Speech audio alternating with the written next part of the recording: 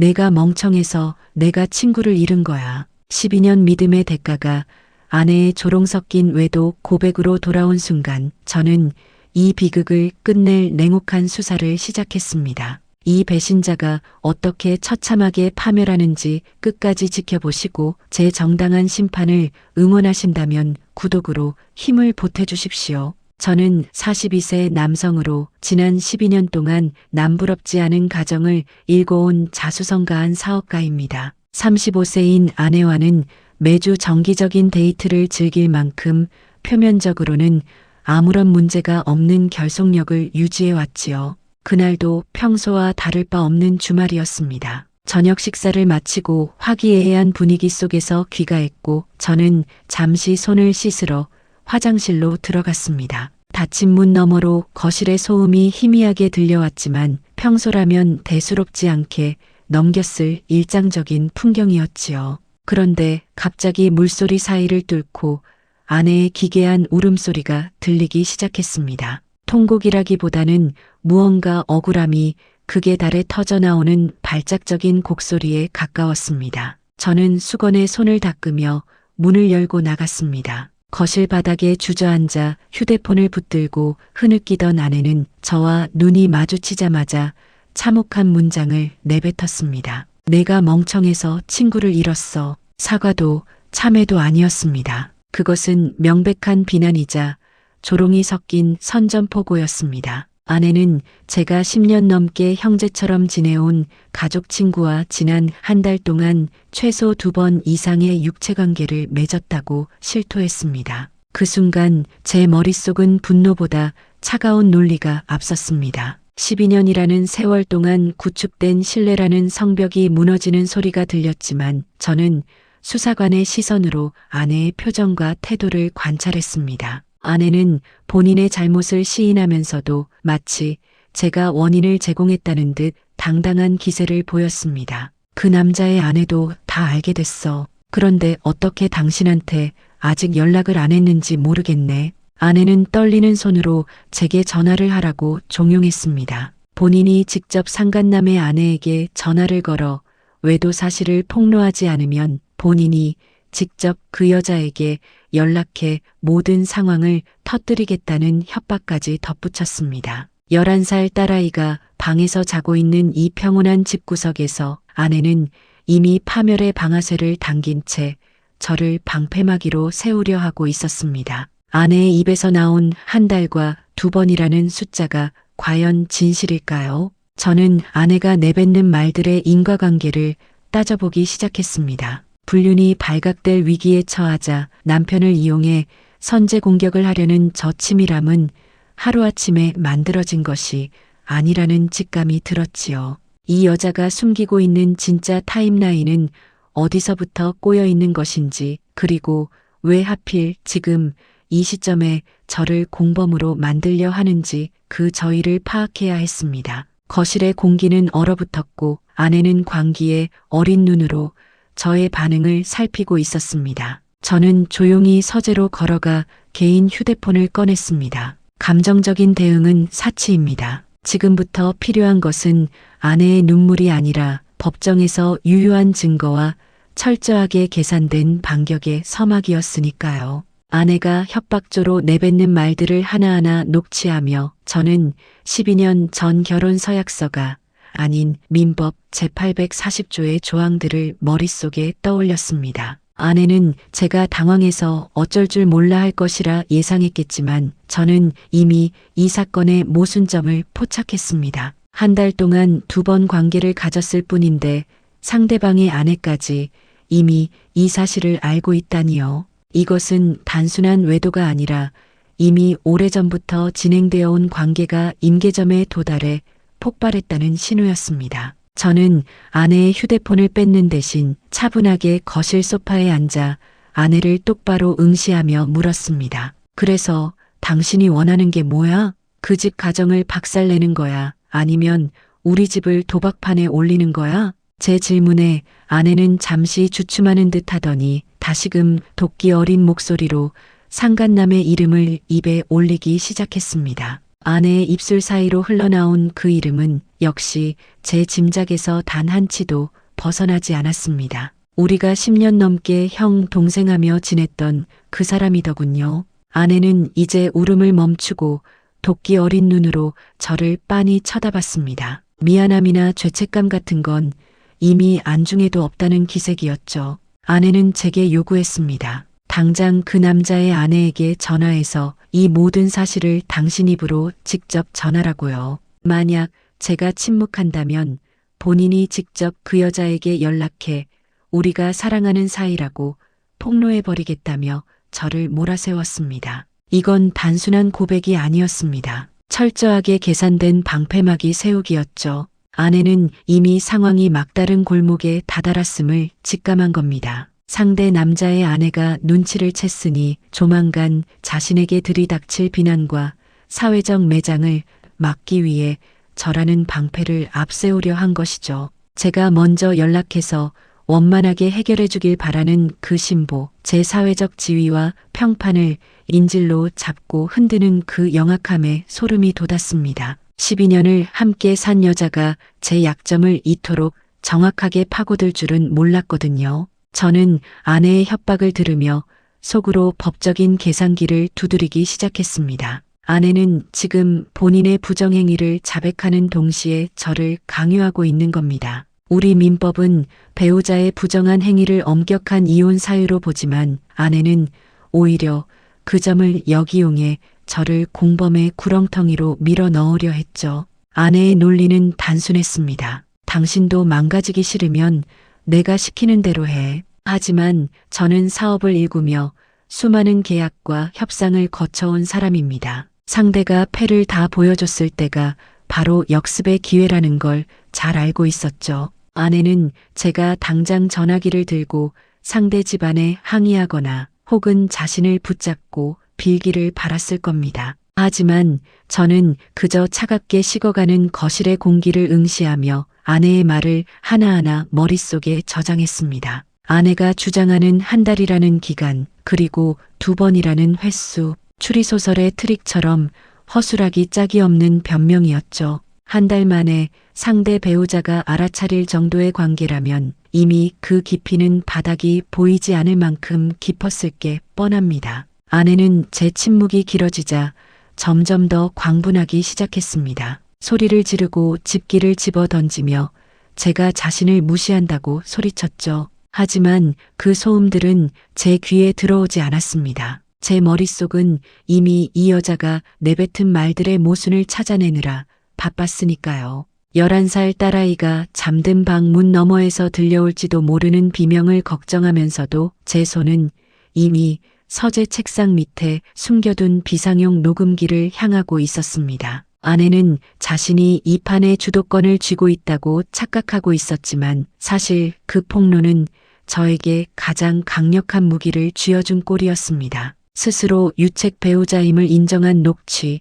그리고 저를 향한 협박. 이 모든 것은 추후 법정에서 아내의 재산 분할 기여도를 깎아내리고 양육권을 가져올 치명적인 스모킹건이 될 테니까요. 저는 아내에게 짧게 한마디를 던졌습니다. 당신 뜻대로 해줄 테니 일단 진정해. 아내는 그제야 승리자의 미소를 지으며 방으로 들어갔지만 그것은 아내 인생에서 가장 치명적인 오판이었습니다. 저는 아내가 잠들기를 기다렸다가 조용히 집을 나왔습니다. 차에 올라타 시동을 걸자마자 블랙박스의 메모리 카드를 뽑아들었죠. 아내가 한 달이라고 주장했던 그 기간, 제 출장 날짜와 아내의 외출 기록을 대조해보니 소름 끼치는 규칙성이 발견되었습니다. 아내는 제가 집을 비울 때마다 마치 제 집 안방인 양그자를 불러들였거나 아이를 학원에 보낸 짧은 틈을 타 미래를 즐겨왔던 겁니다. 메모리 카드 속 영상들을 하나하나 돌려보며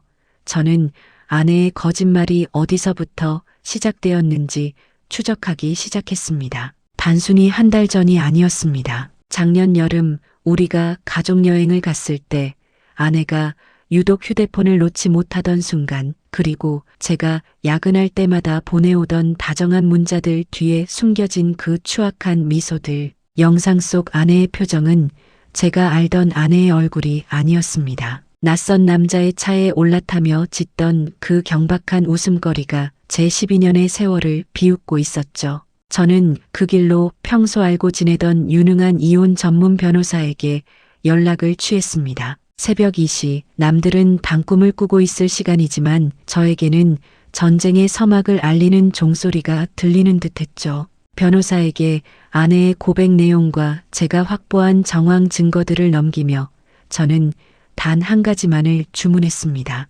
감정적인 보복은 필요 없습니다. 법이 허용하는 가장 잔인한 방법으로 이 여자를 빈털터리로 만드십시오. 변호사는 제 침착함에 놀란 눈치였지만 곧바로 전투 태세에 돌입했습니다. 아내가 주장한 한 달이라는 프레임을 깨부수는 것이 급선무였죠. 우리는 아내의 카드 내역과 SNS 활동, 그리고 주변인들의 증언을 확보하기 위한 치밀한 작전을 세웠습니다. 아내는 자신이 저를 조종하고 있다고 믿으며 안방에서 코를 골고 있겠지만 제가 준비한 덫은 이미 그녀의 발목을 향해 서서히 조여들고 있었습니다. 다음 날 아침 저는 평소와 다름없이 식탁에 앉아 아내가 차려주는 아침을 먹었습니다. 아내는 제 표정을 살피며 어제의 협박이 먹혔는지 확인하려 들더군요. 저는 아무 일 없었다는 듯 웃으며 딸아이의 등굣길을 배웅했습니다. 하지만 제 가방 안에는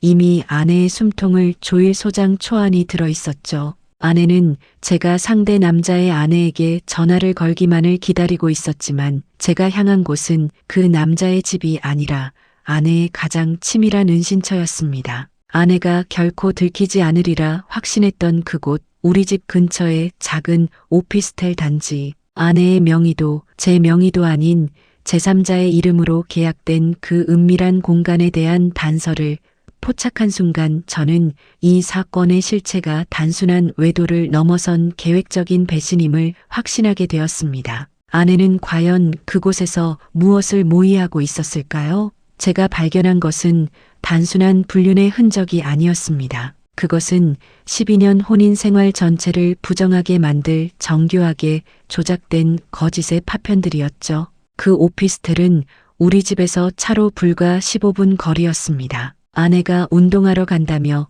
집을 비웠던 그 금쪽 같은 시간들이 사실은 그 좁은 방구석에서 낭비되고 있었던 거지요. 계약자는 아내의 친한 고등학교 동창 이름이었습니다. 명의를 빌려준 대가로 아내가 주기적으로 거액의 현금을 인출해 넘긴 정황도 포착했습니다. 이건 단순히 우발적인 실수가 아니라 치밀하게 설계된 은신처였습니다. 관리사무소를 통해 확인한 출입 기록은 더 가관이었습니다. 아내가 주장한 한 달에 2번이라는 숫자가 얼마나 가소로운지 증명하듯 지난 1년 동안 거의 매일같이 누군가 그 방을 드나들었더군요. 낮 2시부터 5시 사이 딸아이가 학교에 있고 제가 회사에서 땀 흘려 일하던 그 시간입니다. 추리소설 속 탐정들이 가장 먼저 의심하는 건 너무나 완벽해 보이는 알리바이입니다. 아내는 저에게 한 달이라는 가짜 시안을 던져줌으로써 그 이전의 추악한 흔적들을 덮으려 했던 겁니다. 하지만 숫자는 거짓말을 하지 않습니다. 아내의 하이패스 기록을 떼어보니 상간남의 회사 근처 톨게이트를 통과한 횟수만 무려 100회가 넘었습니다. 기간은 정확히 14개월 전부터 시작되었지요. 그 남자의 아내가 이제야 알게 되었다는 말도 거짓일 가능성이 컸습니다. 아마도 이미 몇 달 전부터 협박을 당하고 있었거나 혹은 둘 사이에 금전적인 갈등이 생겨 아내가 먼저 저를 방패 삼아 폭로전을 선택한 것이겠지요. 저는 서재에 앉아 이 모든 데이터를 도표로 정리했습니다. 분노로 손을 떨 시간에 변호사에게 보낼 증거 리스트를 하나 더 추가하는 게 이득이니까요. 아내는 거실에서 태연하게 TV를 보며 제가 상대 남자에게 전화하기를 기다리고 있었습니다. 본인의 거짓말이 완벽하게 먹혀들었다고 믿는 그 오만한 표정을 보고 있자니 이 여자가 12년 동안 제 곁에서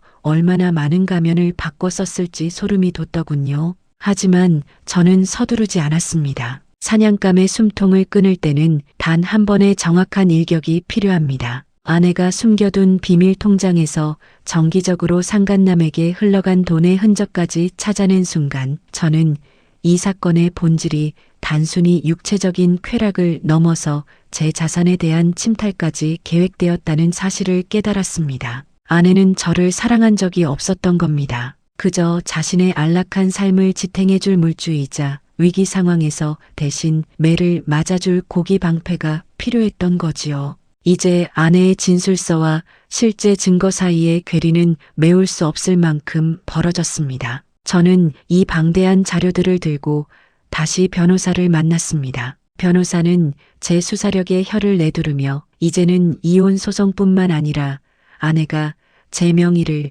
도용해 저지른 경제적 범죄 행위들까지 엮어 넣을 수 있겠다고 하더군요. 아내가 그토록 당당하게 재산 분할 50%를 외쳤던 근거가 바로 여기에 있었던 겁니다. 혼인 파탄의 책임을 저에게 전가하고 미리 빼돌린 자금과 분할받은 재산으로 상간남과 새 출발을 꿈꿨던 것이겠지요. 저는 조용히 딸아이의 방을 들여다봤습니다. 아무것도 모른 채 잠든 아이의 얼굴을 보며 저는 다시 한번 마음을 다잡았습니다. 이 비극의 마무리는 절대로 감상적인 화해가 되어서는 안 됩니다. 법전의 조항들이 아내의 목을 죄어오는 그 순간까지 저는 철저하게 무미건조한 관찰자이자 집행자로 남아야 했습니다. 아내가 저에게 던진 그 멍청해서라는 말, 그 대가가 얼마나 혹독한 것인지 뼈저리게 느끼게 해줄 준비가 끝난 겁니다. 준비된 소장을 접수하기 직전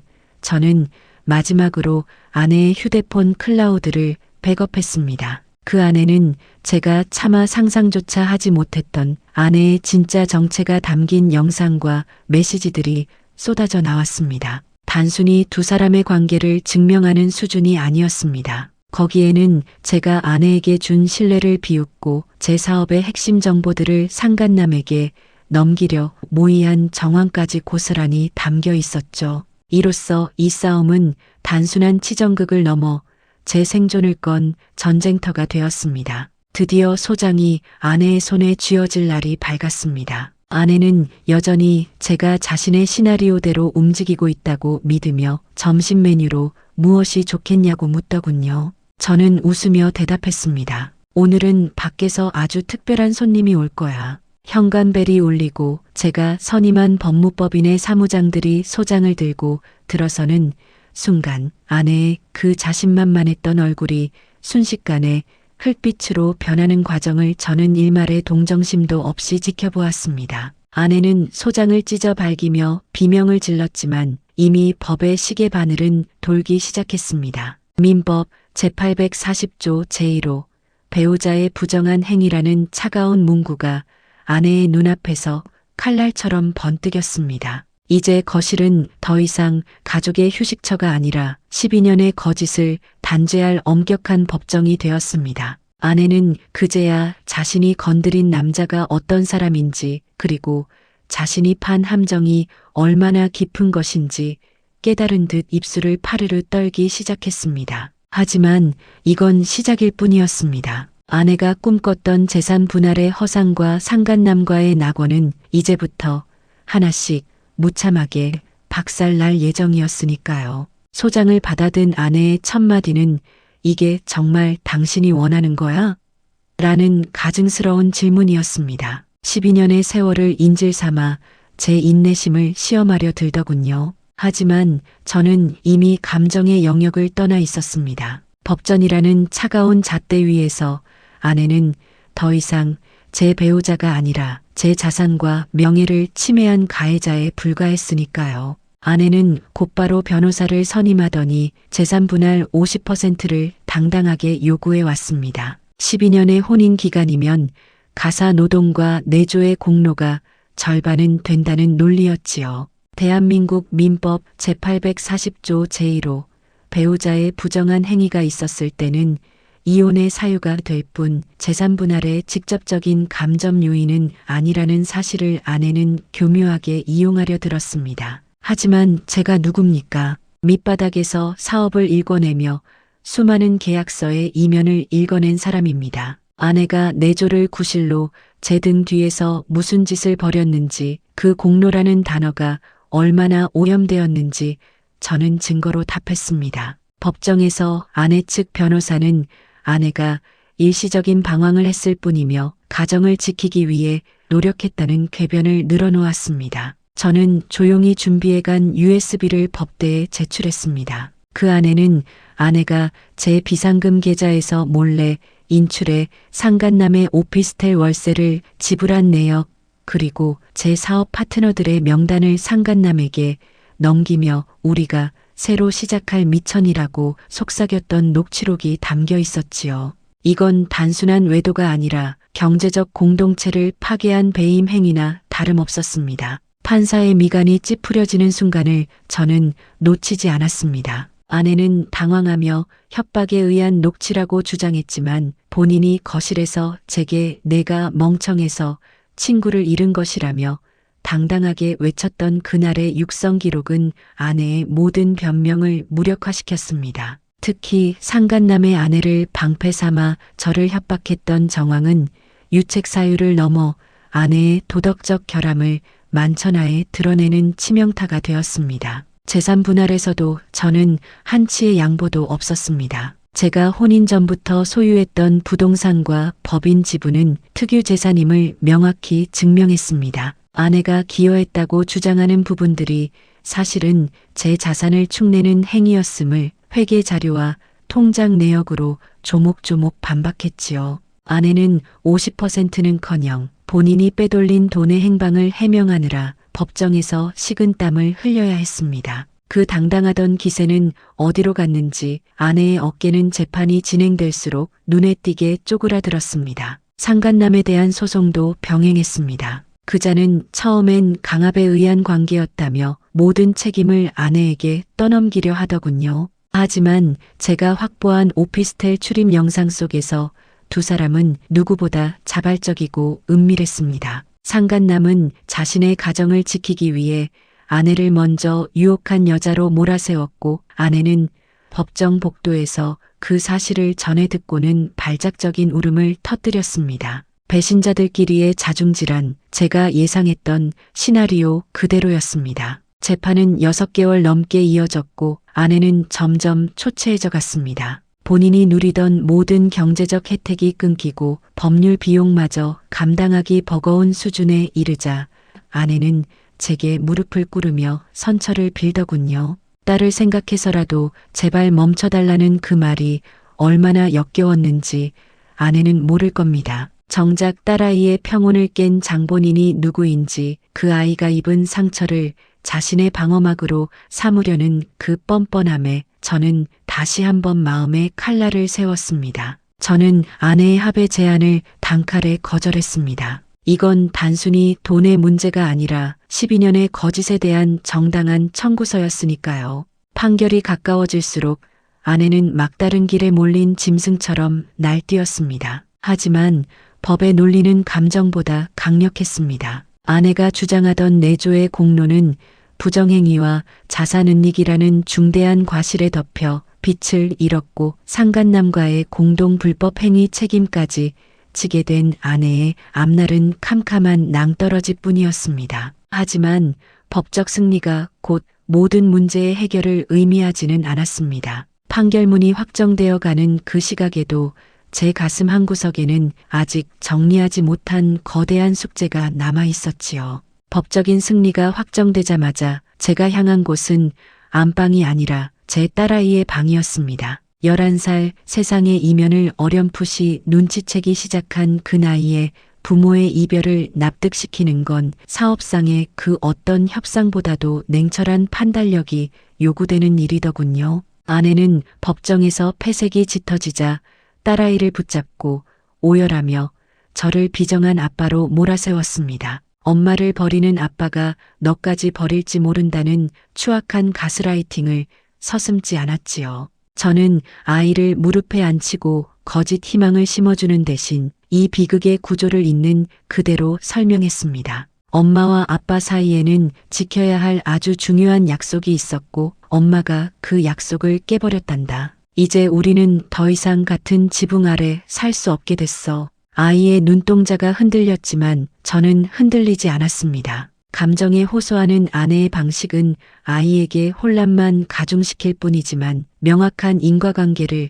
설명하는 제 방식은 비록 아프더라도 아이가 현실을 직시하게 만드는 유일한 길이었으니까요. 가사조사관과 면접조사 기일이 다가왔을 때 아내는 평소에 하지도 않던 엄마 노릇을 하며 아이의 양육권을 주장했습니다. 하지만 저는 이미 아내가 외도를 즐기던 시간 동안 아이가 홀로 방치되었던 증거들을 수집해 두었습니다. 아이의 학원 등하원 기록, 혼자 편의점 음식을 먹어야 했던 영수증, 그리고 아내가 상간남과 오피스텔에 있는 동안 아이가 보냈던 불안한 문자 메시지들, 민법 제837조에 따른 양육권 지정의 핵심 기준은 자녀의 복리입니다. 아내의 부정행위가 단순한 도덕적 일탈을 넘어 아이의 정서적 성장을 얼마나 저해했는지 저는 법정에서 데이터로 증명했습니다. 아내는 제가 아이를 무기로 삼는다고 비난했지만 정작 아이를 방패로 쓴 건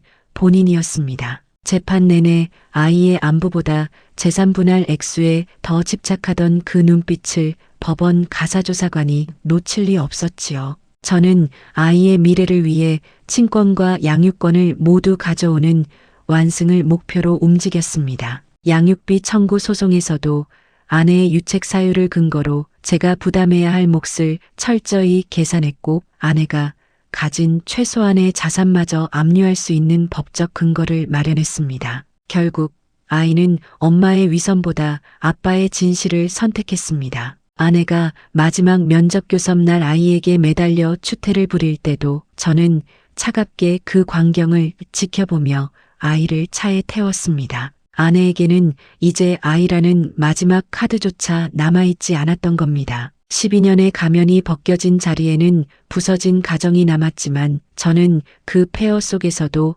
딸아이만은 지켜내겠다는 제 의지를 관철시켰습니다. 아내는 이제 아무것도 남지 않은 빈집에서 혼자만의 지옥을 걷기 시작했습니다. 제가 준 신뢰와 딸아이의 순수함을 제 발로 걷어찬 대가는 상상보다 훨씬 더 참혹한 형태로 다가오고 있었지요. 법정의 공방은 끝났지만 아내가 짊어져야 할 인과응보의 마침표는 이제야 비로소 찍히기 시작한 겁니다. 상간남조차 등을 돌린 그 차가운 현실 속에서 아내가 어떤 최후를 맞이하게 될지 저는 이미 그 모든 시나리오를 완성해 두고 있었습니다. 아내가 꿈꿨던 그 찬란한 미래가 어떻게 잿더미로 변해가는지 그 과정을 지켜보는 제 눈에는 일말의 연민도 남아있지 않았지요. 아내가 꿈꿨던 그 찬란한 낙원은 결국 제가 설계한 법적 그물망 아래서 잿더미가 되었습니다. 판결문은 냉혹했습니다. 아내가 그토록 매달렸던 재산 분할 50%의 꿈은 기여도 20% 미만이라는 처참한 수치로 박살났지요. 제가 혼인 전부터 일궈온 사업체 지분과 부동산은 철저하게 특유재산으로 보호받았고 아내가 가사내조라 주장했던 세월은 부정행위와 자금 은닉이라는 중대한 유책 사유에 밀려 휴지 조각이 되었습니다. 아내의 마지막 동아줄이었던 상간남의 배신은 이 극의 가장 완벽한 클라이맥스였습니다. 제가 제기한 손해배상 청구 소송에서 그자는 살기 위해 아내를 철저히 짓밟았습니다. 먼저 유혹하며 접근했고 오피스텔 계약도 아내가 주도했다는 그자의 진술서는 아내의 심장에 가장 날카로운 빗으로 꽂혔지요. 자신의 가정을 지키기 위해 아내를 천박한 불륜녀로 낙인 찍는 상간남의 비겁함 앞에서 아내는 법정 복도에 주저앉아 짐승 같은 소리를 내며 무너졌습니다. 아내에게 남은 것은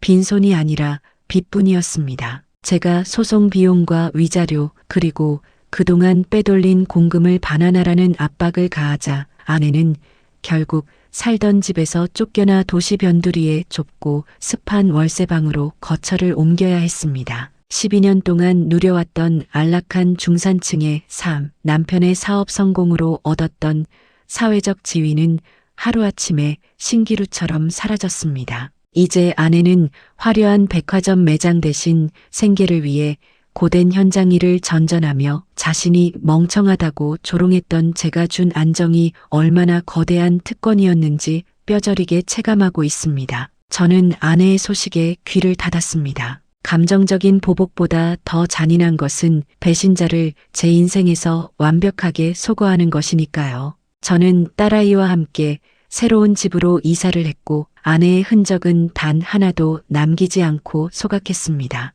사업은 오히려 불순물이 빠져나간 뒤 더 견고하게 승승장구하고 있으며 딸아이는 아빠의 정직한 훈육 아래 다시금 미소를 되찾았습니다. 아내에게는 이제 면접교섭권조차 아이의 정서적 학대 정황을 근거로 극도로 제한되었습니다. 추리소설의 마지막 장처럼 모든 트릭은 밝혀졌고 범인은 합당한 처벌을 받았습니다. 아내는 여전히 상간남에게 연락을 시도하며 비참하게 매달리고 있다는 이야기를 건너 들었지만 그조차 제게는 무의미한 소음일 뿐입니다. 12년의 거짓된 연극은 막을 내렸고 저는 비로소 배신의 악취가 사라진 청명한 공기 속에서 제 진짜 인생을 다시 시작하고 있습니다. 이것이 제가 선택한 가장 논리적이고 차가운 심판의 결과입니다. 12년의 믿음을 배신으로 갚은 자에게 용서라는 사치는 어울리지 않습니다. 오직 철저한 파멸과 지워지지 않는 낙인만이 그 죄에 대한 유일한 등가교환일 뿐이지요. 저는 오늘도 법정을 나서며 확신했습니다. 정의는 눈물에서 오는 것이 아니라 차가운 증거와 흔들리지 않는 실행력에서 완성된다는 사실을 말입니다. 저와 제 딸의 새로운 출발을 응원해 주시는 분들께 깊은 감사를 전하며 이 비극의 기록을 여기서 마칩니다. 제 결단이 여러분에게도 정답이 되었길 바랍니다.